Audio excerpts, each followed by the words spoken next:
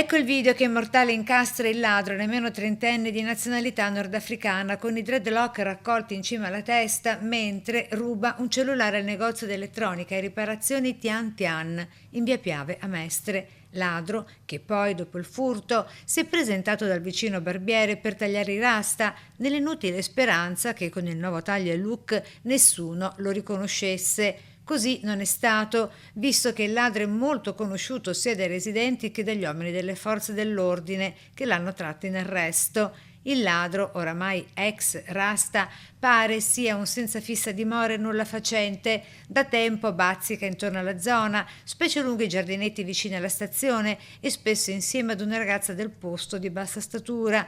Qui è conosciuto da tutti, anche dalle pattuglie delle forze dell'ordine che monitorano questa fragilissima dal punto di vista della sicurezza zona della città e ostaggio di criminali sbandati e persone con problemi di tossicodipendenza, come l'africano incastrato dalle immagini della videocamera del negozio depredato del telefono cellulare.